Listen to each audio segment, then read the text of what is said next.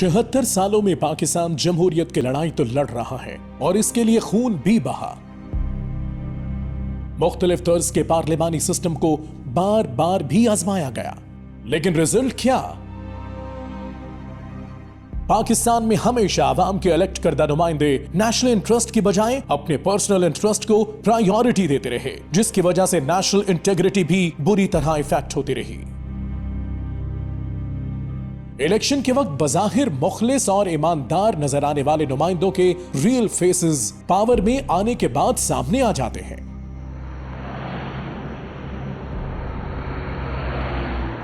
हर system इस मुल्क की पब्लिक को डिलीवर करने में नाकाम रहा।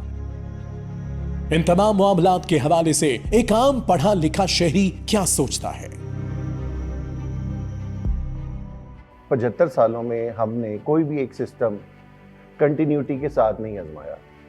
अब डेमोक्रेसी की बात करते हैं तो डेमोक्रेसी के 5 साल हमने किसी वज़ीर आज़म को पूरे नहीं करने दिए, और यही वजह है कि उसकी तसलसल ना होने की वजह से हमारा मुल्क अभी तक किसी नतीजे पे नहीं पहुंचा। जिस सिस्टम के राग को अलापा गया, जो डेमोक्रेसी के नाम पे खिलवाड़ हुए, जो हमारे साथ अपनों ने और बाहर वालों ने मिल के जो खेल खेले, हमें उसको एक बड़ी डीप नज़र के साथ देखने की ज़रूरत है। और अगर वो ठीक है चलाएं और तजर्बे करें, अगर ये मुतहम्मल हो सकता है मज़ीद तजर्बों का, और अगर वो ठीक नहीं है तो then what next? Repeat the dose?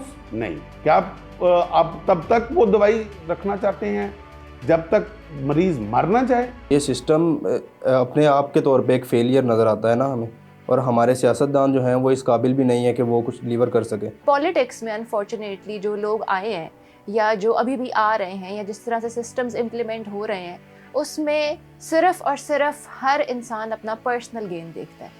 उसमें मुल्क के बारे में कोई भी नहीं सोच रहा, जिसकी वजह से हर चीज़ अफेक्ट हो रही है। गवर्नमेंट के जिस इदारे में भी जाते हैं वहाँ एक माफिया है।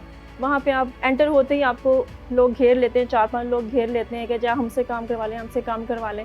और फिर कोई चेक एंड बैलेंस नहीं है कि कौन क्या कर रहा है। हमारे यहाँ तो हर सिस्टम ऑलमोस्ट ट्राई किया गया है, लेकिन कोई भी सिस्टम नहीं चल रहा। तो इसका मतलब ये है कि सिस्टम में ख़राबी या हम लोगों में ख़राबी है।